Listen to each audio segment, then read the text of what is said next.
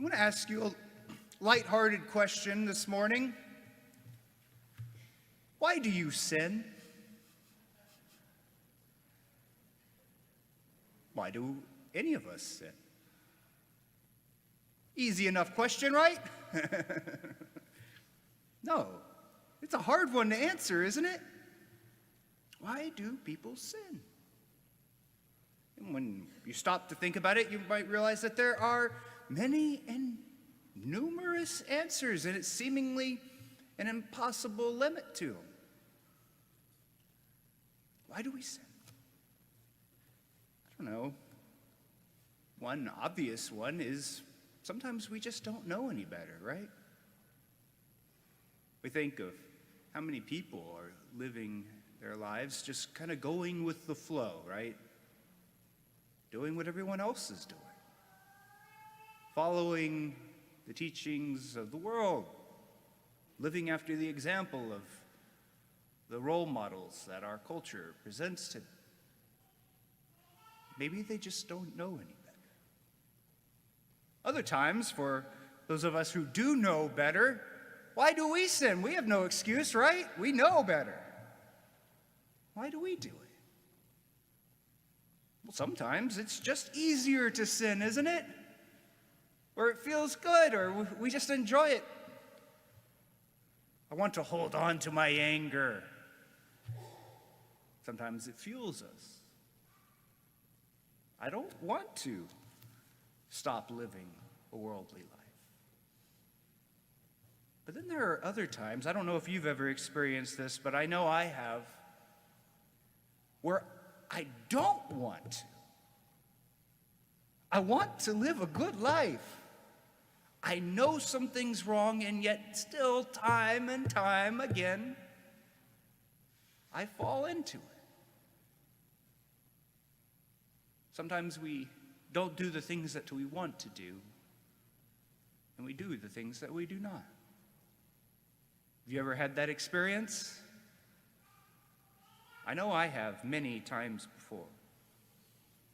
And so the question again, why do we sin? And I don't think I can really answer that question, but I could tell you the easiest answer. Because we're sinners. We sin because we're sinners. Now, why do I talk about this? Well, if you were paying attention to the readings, it seems like we have a contradiction here, don't we? Paul, on the one hand, on his letter to the Corinthians, calls the law, otherwise the commandments. He calls them letters of death and condemnation. But Jesus, on the other hand, says, I have not come to abolish the law, but to fulfill it. Well, which one is it, right? The best sense that I can make of it is this, and it's through looking at my own life and the experience of being a Franciscan and striving for holiness. To no longer be a sinner, to become a saint. You know, in the law, God reveals what he desires for us, the kind of people that he wants us to be. And many of us, I would say, I dare say most of us, when we hear the commandments, it speaks to our heart, and we know, yes, I want to be like that. We imagine what the world would be like if everyone followed it. And indeed, it would be almost like a new creation. And yet, time and time again, we stumble and we fall. It's almost as if we cannot do it on our own. It's impossible. Who of us can live perfect lives on our own? Who of us can achieve holiness on our own? Not one of us. And that's the trick. That's what it took me so long to come to realize, and I'm still learning, is that we cannot do it on our own. I know from my own experience that there were things that were in my life that I knew were wrong. I didn't want to be a part of my life anymore. I knew that they offended God, and I didn't want it anymore. And so I did the normal things that most of us would do. I tried to strengthen my will. I tried to come up with a game plan. This is how I'm going to root this thing out of my life. Reading all the different tips and tricks and trying to learn. And yet it all seemed to fail. Didn't work. Even in my prayer, I noticed that when I was struggling with a particular temptation, I'd say, Lord, make me stronger. Give me the strength to resist this temptation so that I can follow your law. Sometimes it worked and sometimes it didn't. Until finally I realized this. It's not about me.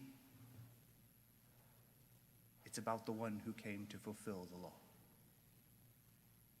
That one perfect man who came and indeed lived that perfect life, revealed to us how to live, and did so much more than that.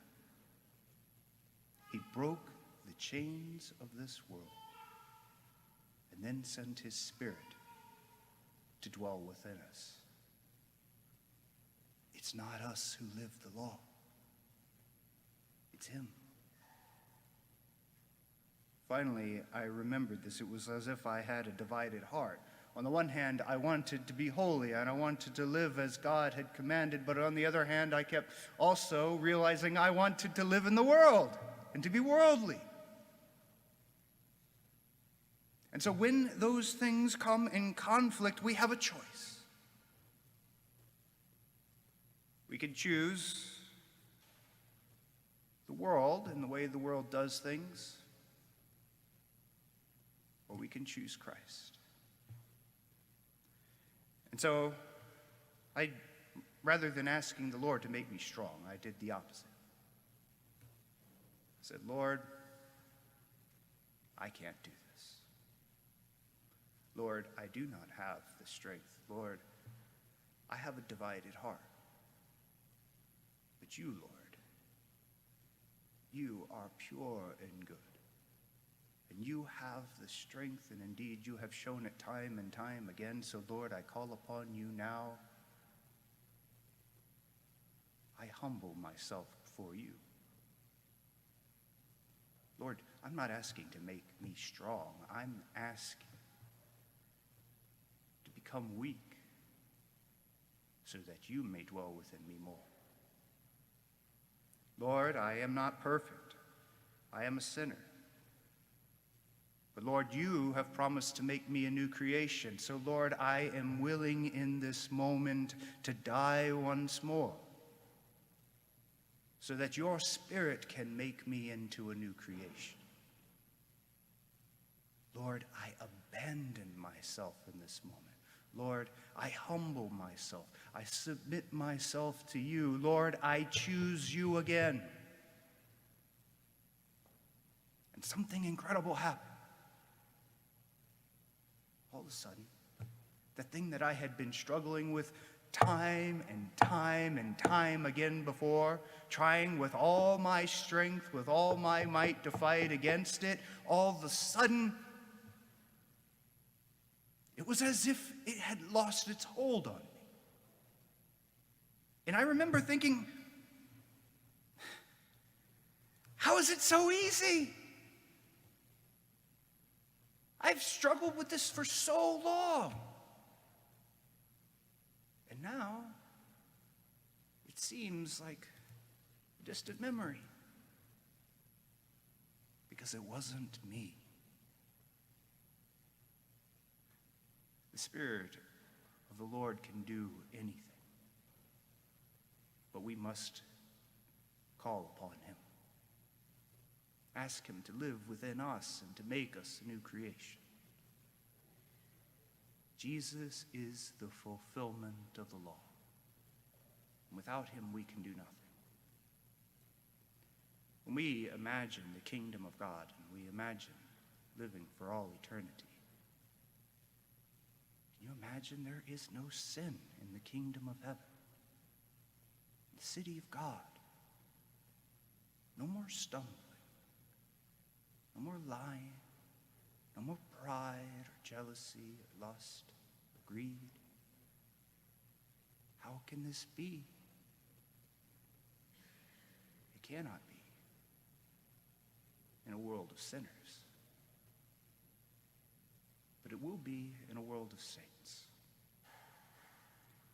And so we must become them. We must become something new. And we can only do that if we die to this world. If we make ourselves weak. If we humble ourselves and become a new creation.